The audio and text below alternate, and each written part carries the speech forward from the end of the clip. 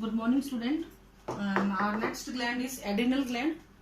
Adrenal gland is basically known as suprarenal gland, जिसको हम लोग बोल देते हैं, because it's present over the surface of the upper part of the kidney. तो किडनी के लिए जो हम टर्म बायोलॉजी में ज्यादा यूज करते हैं, that is renal.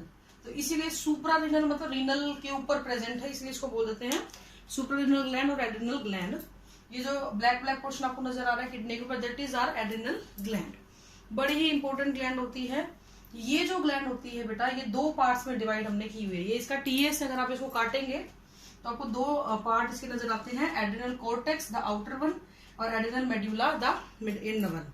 कॉर्टेक्स जो होता है ये पेल येलो से लेके पिंक कलर तक का आपको नजर में आएगा, येलो कलर या फिर पिंक कलर का नजर में आएगा, जबकि ये डार्क रेड कलर का होता है. ठीक है, ये आपके लाइफ के लिए बहुत ही जरूरी होते हैं और ये आपकी इमरजेंसी कंडीशन के लिए बहुत जरूरी होता है. कैसे एक एक करके इनकी बात करेंगे. एड्रिनल कॉर्टेक्स बाहर का रीजन होता है. ये 3 तरीके के हार्मोन्स को सिक्रेट करता है, मिनरेलोकॉर्टिकॉइड और एल्डोस्टेरोन, ग्लूकोकॉर्टिकॉइड और कॉर्टिसोल और सेक्स कॉर्टिकॉइड. ये तीनों हार्मोन्स के अलग अलग फंक्शन है. लाइक मिनरेलोकॉर्टिकॉइड जो है वो क्या करेगा बेटा, मिनरल्स के लेवल को कंट्रोल करेगा, वाटर को बैलेंस करेगा, ऑस्मो रेगुलेशन में हेल्प करेगा, आपकी बॉडी के फ्लूइड में सोडियम और पोटेशियम के लेवल को क्या करना शुरू कर देता है बेटा, लेवल को सोडियम और पोटेशियम के लेवल को कंट्रोल करता है, एक्सेसिव सिक्रीशन होने से बचाता है. ग्लूकोकॉर्टिकॉइड क्या करता है, जो आपका बॉडी के अंदर जितने भी आपके कार्बोहाइड्रेट्स हैं, प्रोटीन है, फैट हैं, उनके अमाउंट को, मेटाबॉलिज्म को रेगुलेट करने का काम करता है. तो बेसिकली ये क्या करेगा, आपके कार्बोहाइड्रेट, फैट, प्रोटीन, इनको सबको रेगुलेट करने का काम करेगा, इनके मेटाबॉलिज्म को रेगुलेट करेगा.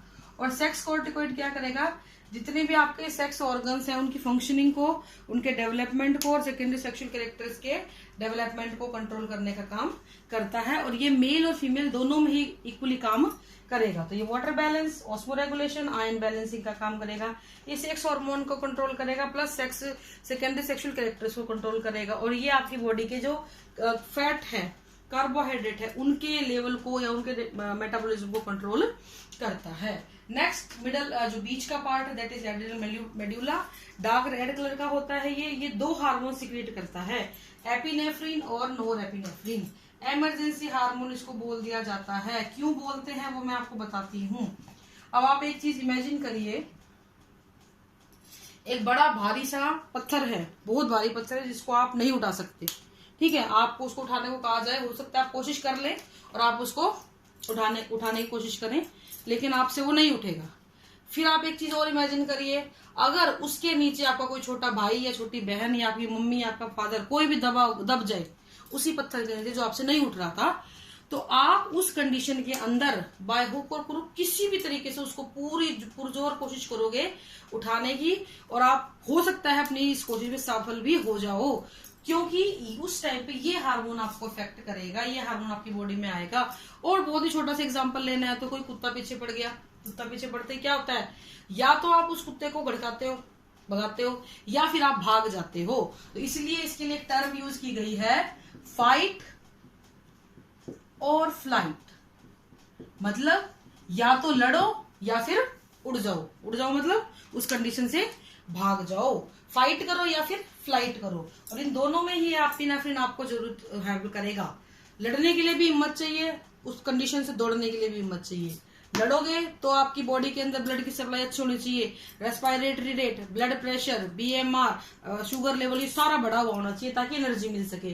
फ्लाइट कंडीशन में, दौड़ने की कंडीशन में भी आपको ये सारी चीजें अपर चाहिए होती है. तो जो एपिनेफ्रिन हार्मोन होता है ये नॉर्मली आपकी बॉडी में कम बनता है, लेकिन जैसे ही कोई पैनिक की कंडीशन आती है, जैसे ही कोई इमरजेंसी कंडीशन आती है, ये आपकी बॉडी में रिलीज होना शुरू हो जाता है, एकदम से आ जाता है, जो आपको हिम्मत देता है. हिम्मत देने वाला हार्मोन होता है बेटा ये.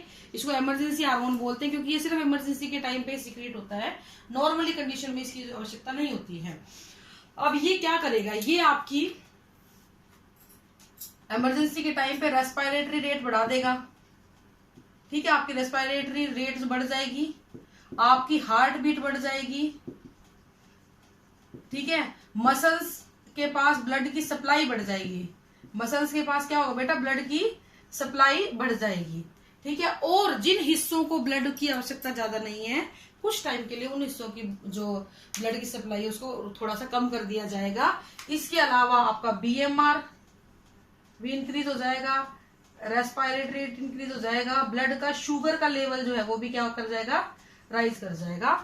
तो इस तरीके से ये हार्मोन आपकी बॉडी को अफेक्ट करेगा ताकि उस इमरजेंसी कंडीशन से आप फाइट या फ्लाइट कर सके।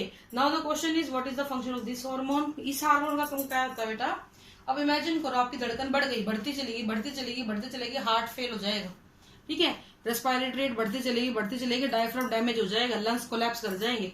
तो उस कंडीशन में ये हार्मोन उस बढ़े हुए को कंट्रोल करने का काम करता है। तो कहने का मतलब क्या है, ये हार्मोन जिन चीजों को बढ़ाएगा ये उनको कंट्रोल करने का काम करेगा, उनको ओवरवर्किंग से बचाएगा। तो ये आपकी एड्रिनल ग्लैंड है, मैं रिपीट कर देती हूँ। हमने इसके दो पार्ट पढ़े हैं, adrenal cortex, adrenal medulla. Cortex is secreted 3 hormones, mineralocorticoid, sex corticoid and glucocorticoid. ये मिनरल और वाटर को बैलेंस करेगा, ये सेक्स हार्मोन्स और सेक्सुअल कैरेक्टर्स को कंट्रोल करेगा, ये metabolism of carbohydrate fat protein को कंट्रोल करेगा, और ये हार्मोन मेड्यूला वाले ये आपको इमरजेंसी में करेंगे हेल्प। तो लाइफ थ्रेटनिंग कंडीशन से बचाने के लिए कौन सा हार्मोन आपको इफेक्ट करता है, ये वाला हार्मोन आपको हेल्प करता है। This is all for today, thank you, have a nice day.